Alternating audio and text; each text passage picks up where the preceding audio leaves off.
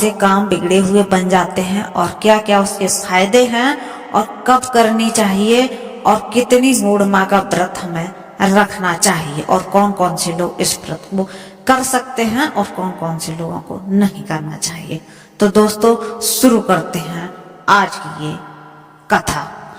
द्वापर युग में एक बार यशोदा मैया ने श्री कृष्ण से कहा कि तुम तो पूरे संसार के पालन करता हो, आज तुम मुझे कोई ऐसा व्रत बताओ जिसे करने से किसी भी स्त्री को विधवा होने का भय न रहे तथा मनुष्यों की सभी मनोकामना। तो श्री कृष्ण बोलते हैं, हे माता, आपने बहुत ही सुंदर प्रश्न पूछा है, मैं आपको इसके बारे में विस्तार पूर्वक बताता हूँ। सौभाग्य प्राप्ति के लिए महिलाओं को 32 पूर्णमासी के व्रत को लगातार करना चाहिए। इससे उनकी सभी मनोकामना होती है, उन्हें सौभाग्यवती होने का आशीष मिलता है। और अब मैं आपको बताता हूँ कि इससे जुड़ी हुई कथा क्या है।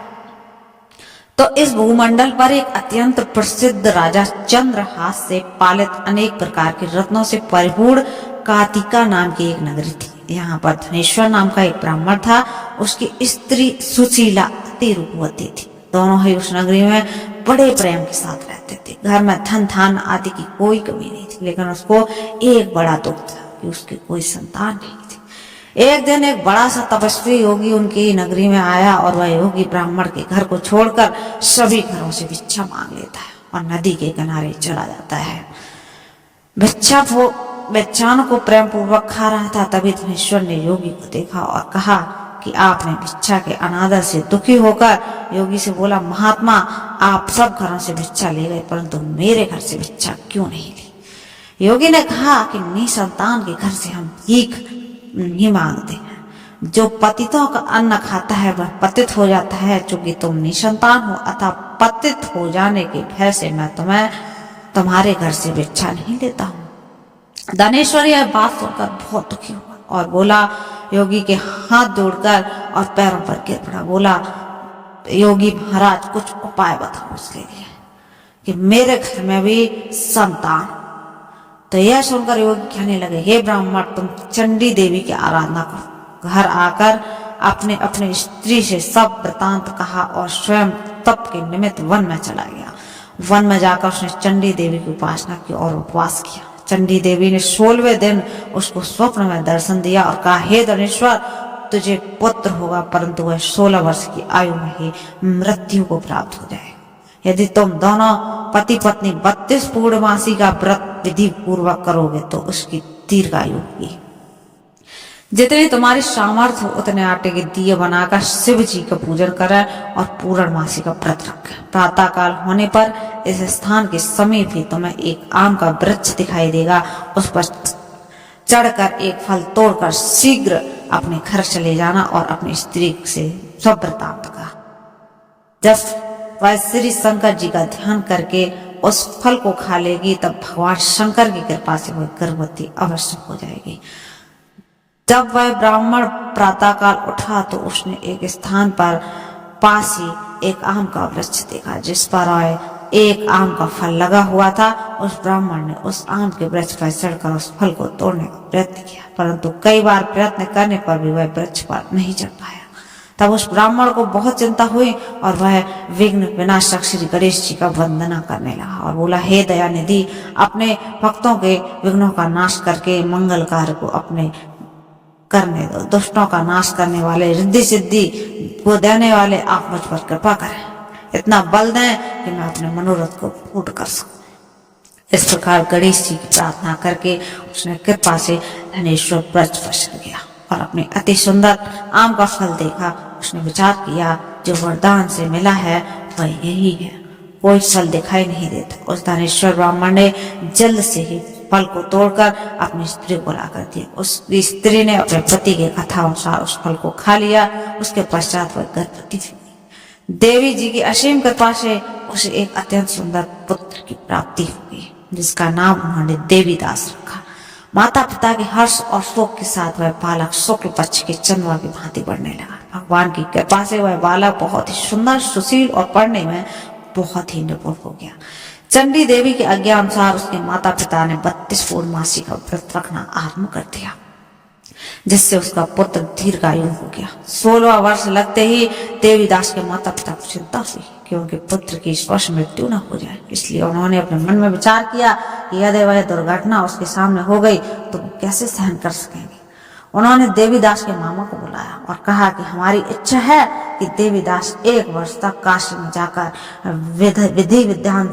विद्या का ध्यान करे और हमें अकेला भी नहीं छोड़ना चाहता हूँ, इसलिए साथ में तुम चले जाओ और 1 वर्ष के पश्चात इसको वापस लौटा ला। इस प्रबंध करके उसके माता पिता ने काशी जाने के लिए देवीदास को एक घोड़े पर बैठाकर उसके मामा के साथ विदा कर दिया।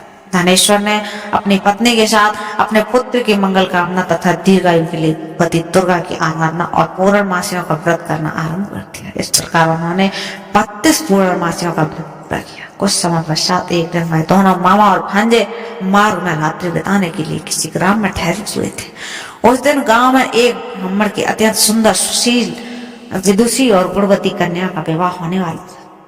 जिस धर्मशाला के अंदर वर और उसकी बारात ठहरी हुई थी, उसी धर्मशाला के अंदर देवीदास और उसके मामा भी ठहरे हुए थे। संयोगवश कन्या को तेल आदि चढ़ाकर मंडप आदि का कृत्य किया जा रहा था, लेकिन लग्न के समय वर को धनुर्वात, एक वायु रोग जिसमें शरीर धनुष की तरह झुककर टेढ़ा हो जाता है, हो गया। इस कारण वर के पिता ने अपने कुटुंबियों से परामर्श करके निश्चय किया कि यह देवीदास मेरे पुत्र जैसा ही सुंदर है, मैं उसके साथ ही लग्न कर देता हूँ और बाद में विवाह के अन्य कार्य मेरे लड़के के साथ हो जाएंगे।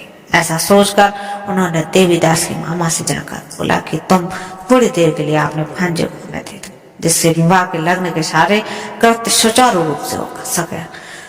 तब उसके मामा कहने लगे कि जो कुछ भी कन्यादान के समय वर को मिले वह सब हमें दे दिया जाए, तो मेरा भांजा इस बारात का दूल्हा बन जाएगा। यह बात वर के पिता को स्वीकार कर ली और अपने भांजे को वर बनने के लिए भेज दिया और उसके साथ सब विवाह कार्य रात्रि में विधि पूर्वक संपन्न हो गए। पत्नी के साथ वह भोजन न कर सका और अपने मन में सोचने लगा कि न जाने ये कैसी स्त्री होगी।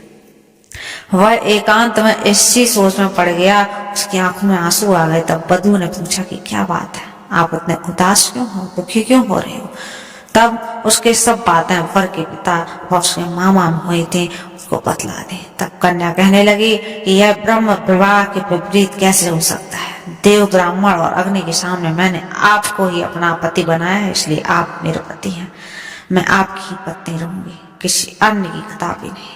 तब देवीदास ने कहा ऐसा मत करिए, क्योंकि मेरी आयु बहुत कम है, मेरे पश्चात आपकी क्या गति होगी, इन बातों को अच्छी तरह विचार लो। परंतु वह दृढ़ विचार वाली स्त्री थी, बोली जो आपकी गति होगी वह मेरी गति होगी। हे स्वामी, आप उठिए और भोजन करिए, आप निश्चय ही भूखे होंगे। रात्रि इसके बाद देवीदास और उसकी पत्नी दोनों ने भोजन किया तथा शेष रात्रि वो सोते रहे।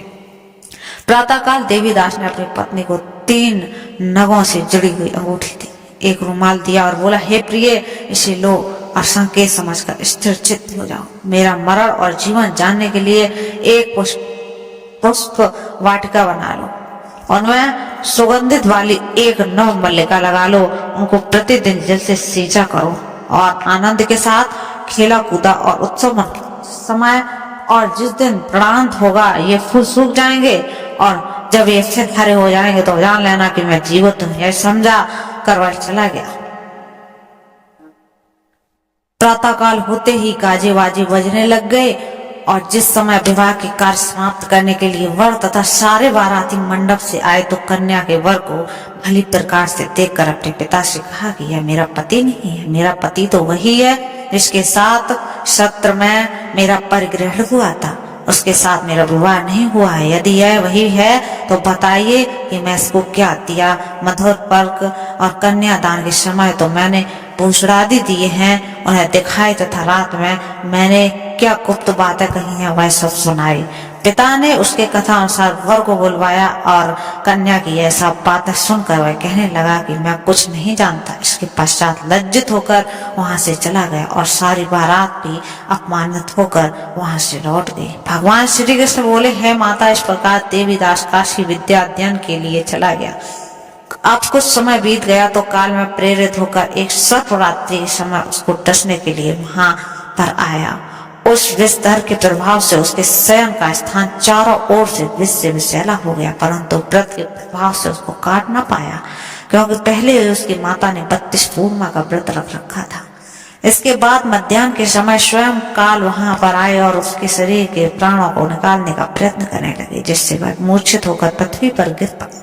भगवान की कृपा से उसी समय पार्वती जी के साथ भगवान शंकर वहां पर आए। उसके मूर्छित दशा को देखकर पार्वती जी भगवान शंकर से प्रार्थना की कि हे प्रभु, इस बालक की माता पहले 32 पूर्णिमा का व्रत किया था, जिसके प्रभाव से आप इसको प्राण दान दें। भगवान ने कहा कि भक्त वत्सल भगवान शिव ने उसको प्राण दान दे दिया। इस व्रत के प्रभाव से काल के पीछे हटना पड़ा और देवीदास स्वस्थ होकर बैठ गया। उधर उस स्त्री उसके काल की प्रतीक्षा किया करती थी। जब उसने देखा कि उस पुष्प वाटिका में पत्र पुष्प कुछ भी नहीं रहे तो उसका अत्यंत आश्चर्य हुआ और तब वह वैसे ही हरी भरी हो गई। वह जान गई कि वह अब जीवित हो गया। यह देखकर वह बहुत प्रसन्न मन से अपने पिता से कहने लगी कि हे पिता, मेरे पति जीवित हैं, आप उनको ढूंढना शुरू करें।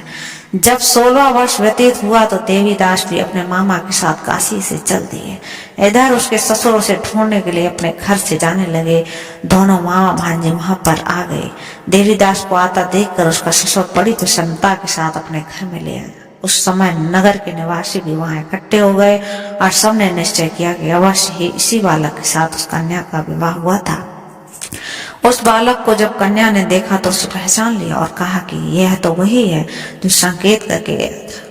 तदुपरांत सभी कहने लगे कि भला हुआ वह आ गया और नगरवासियों ने आनंद मनाया। श्री कृष्ण जी कहने लगे कि इस प्रकार धनेश्वर 32 पूर्णिमाओं के व्रत के प्रभाव से भगवान हो गया। जो भी स्त्रियां इस व्रत को करती हैं वे जन्म जन्मांतर में वैधव्य का दुख नहीं भोगती हैं और सदैव सौभाग्यवती रहती हैं। यह मेरा वचन है, इसमें कोई संदेह नहीं है। यह व्रत पुत्र पुत्रों को देने वाला तथा संपूर्ण मनोकामना को पूर्ण करने वाला है। 32 पूर्णिमाओं के व्रत करने से व्रती की सब इच्छाएं भगवान शिव जी पूर्ण करते हैं। तो दोस्तों, आप भी इस व्रत को करें और अपनी मनोकामना को पूर्ण करें। अगर दोस्तों आप डेली राशिफल देखना चाहते हैं तो हमारे चैनल को सब्सक्राइब बिल्कुल भी ना। धन्यवाद।